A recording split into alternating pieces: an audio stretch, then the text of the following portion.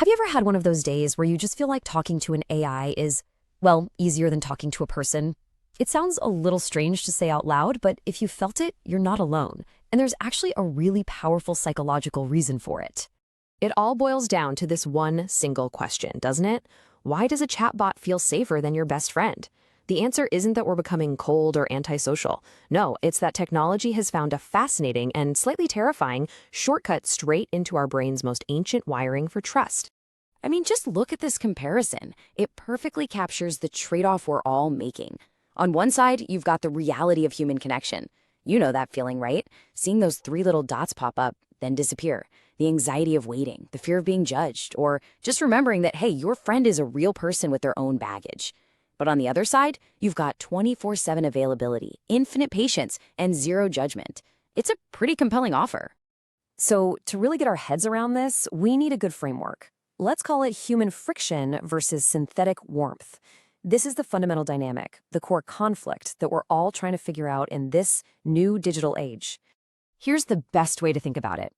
Dealing with people is like trying to drive through a huge, bustling city at rush hour. It's messy.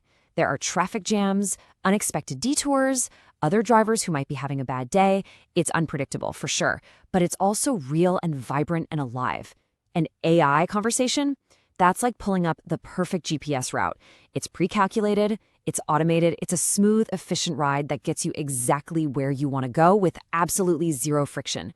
And that human friction is made of all this messy, complicated stuff. People have bad days. They get emotionally exhausted. A conversation can feel like it's high stakes because, a real relationship is on the line. And of course, there's always that fear of being judged, which makes us put our walls up. But then you've got synthetic warmth, and it's the exact opposite. The AI's personality is perfectly curated and always consistent. It's literally programmed to be supportive, to never disagree in a way that hurts. It creates this perfect psychological safe zone where you can be totally vulnerable without any of the risks. It's a cheat code, a way to bypass all that human messiness. So how on earth does this actually work? Like on a biological brain chemistry level, why do we fall for it? Well, it turns out AI has gotten incredibly good at, hacking the ancient systems our brains use to build trust. And the secret key to this hack is a concept called prosody. You might not have heard the term, but you know exactly what it is. It's the music of speech, the rise and fall of someone's voice, the rhythm, the tone. It's not what they say, it's how they say it. It's the fundamental way we humans signal and detect genuine emotion. And here's exactly how the hack plays out. Step 1. The AI perfectly mimics the prosody of a warm, caring human voice. Step 2. Your brain, which has been trained for hundreds of thousands of years to recognize that sound, perceives it as genuine care. That triggers step 3, a release of oxytocin, the trust hormone or the cuddle hormone. And bam, step 4, you formed a trust bond with a piece of software. And this is the most important part to understand. This isn't a character flaw. It's a biological glitch.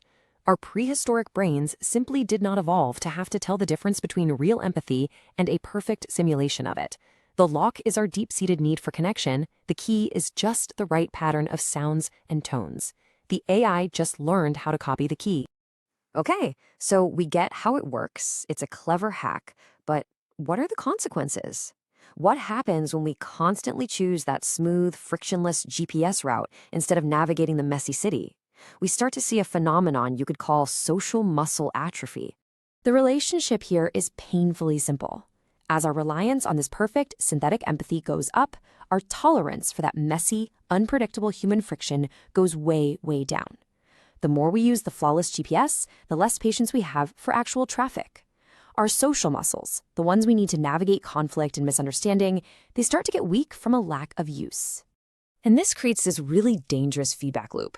We turn to AI because it's easy. That weakens our ability to handle difficult human conversations, which in turn makes us even more impatient and demanding with real people, which just drives us right back to the AI.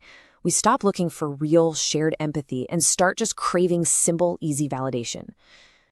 So let's zoom all the way out. What does this trend mean for all of us, for society? Well, we could be heading toward a future that feels a lot like a shared solitude. This is the profound, massive shift that's happening right under our noses.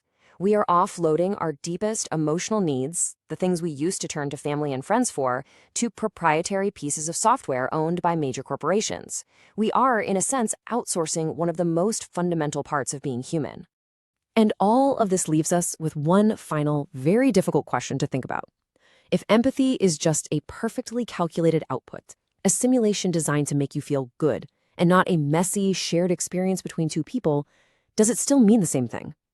What do we ultimately lose when connection becomes completely frictionless?